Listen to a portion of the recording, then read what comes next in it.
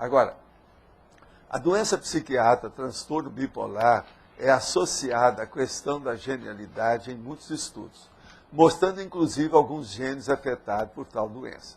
O argumento é que o bipolar tem um potencial criativo mais alto que o normal e, não sabendo canalizar essa demanda criativa, ocorre então a manifestação patológica. Como fica essa hipótese diante da conscienciologia? Olha, até um certo ponto nós estamos de acordo com isso, mas tem algumas coisas para ser acrescentadas. Primeira coisa, a bipolar, ao que tudo indica, acontece mais com um nível maior de mulheres, devido ao quê? Processo hormonal.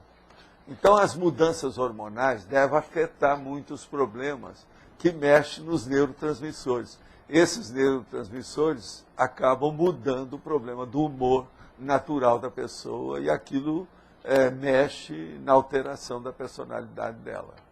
Agora, outra coisa muito séria.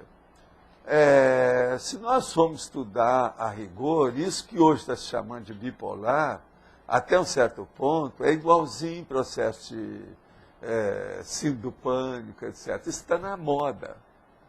De modo que é muita gente que tem bipolar, se nós formos levar em consideração certas coisas. O problema todo é diminuir aquelas crises ou surtos grandes da bipolar, que aí já se transforma em outra condição mais séria. Isso é que nós temos que acabar.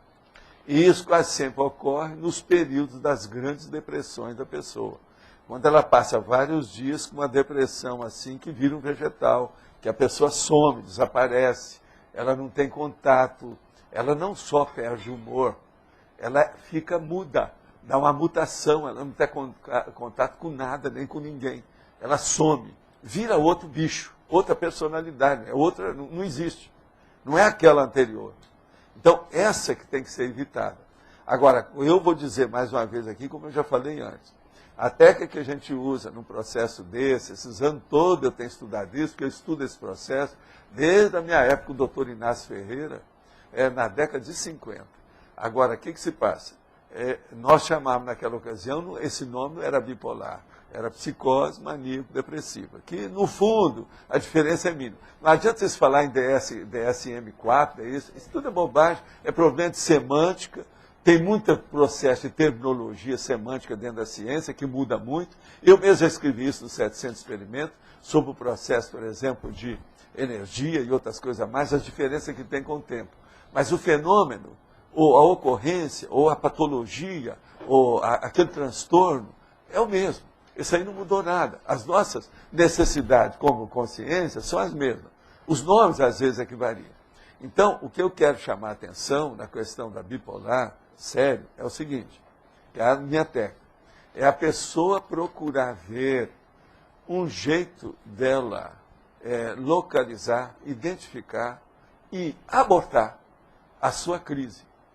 A hora que ela vê que ela está começando a mudar, com isso ela vai se entender melhor, ela vai descobrir o processo e ela aborta o problema.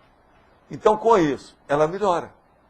Agora, ela deve, no período que ela ainda não consegue dominar, ela tem que ter um psiquiatra, ela tem que procurar remédio, ela deve procurar isso seriamente.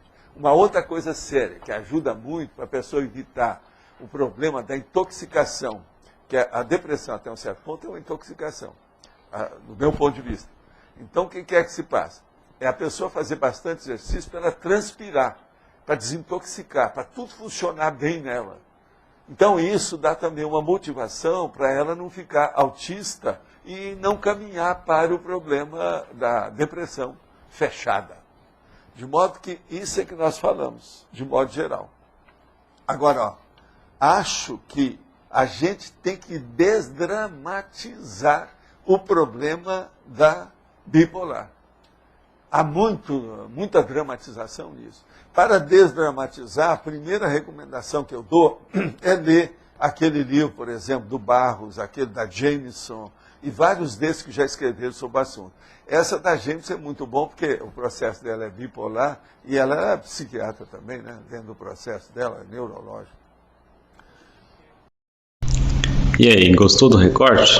Eu vou indicar um filme aí sobre a questão da bipolaridade muito bom, que me lembrei aqui, recordei desse filme que eu já assisti, o lado bom da vida. Então vou colocar aí as imagens e que você possa curtir e desdramatizar a bipolaridade.